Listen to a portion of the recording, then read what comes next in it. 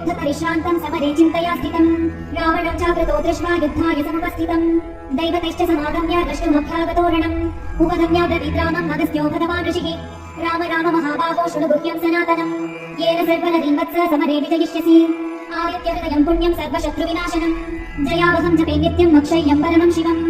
सर्वमङ्गलमाङ्गल्यं सर्वपापप्रणाशनं चिन्ताशोकप्रशमनं आयुर्वर्धनमुत्तमम् रश्मिमन्तं समुद्यन्तं देवासुरनमस्कृतं पूजयस्व विभस्वन्तं भास्करं भुवनेश्वरम् सर्वदेवात्मकोऽख्येषे तेजस्वी रश्मिभावनः एष देवासुरगणान् लोकान् पाति गभस्तिभिः एष ब्रह्मा च विष्णुश्च शिवः स्कन्दः प्रजापतिः महेन्द्रोऽधनदः कालो यमः सोमो ह्यपाम्पतिः पितरो वसवः साध्याह्यश्विनौ मरुतो मनुः वायुर्वह्निः प्रजाप्राणः ऋतुकर्ता प्रभाकरः आदित्यः सविता सूर्यः खगः पूषा गभस्तिमान् सुवर्णसदृशोभानुः हिरण्यरेतादिवाकरः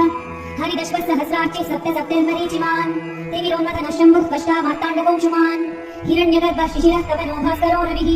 अग्निगर्भो विदेः पुत्रः शङ्खः शिशिरनाशनः व्योमनाथस्तमोहेदी रुद्रजसामपारगः घनावृष्टिरपामित्रो विन्ध्यावीथी लवङ्गमः आतपी मण्डली मृत्युः पिङ्गलः सर्वतापनः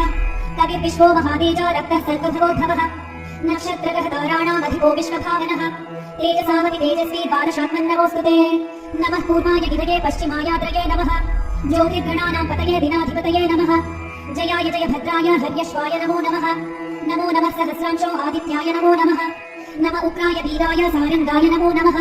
नमः पद्मप्रबोधाय मार्ताण्डाय नमो नमः ब्रह्मेशानाच्युतेशाय सूर्यायादित्यवर्चसे भास्वते सर्वभक्षाय रौद्राय वपुषे नमः तमोघ्नाय हिमघ्नाय शत्रुघ्नाय मितात्मने कृतघ्नघ्नाय देवाय ज्योतिषाम्पतये नमः तप्तचामीकराभाय भग्नये विश्वकर्मणे नमस्तमोऽभिनिघ्नाय रुचये लोकसाक्षिणे नाशयत्येष वैभूतं तदेव सृजति प्रभुः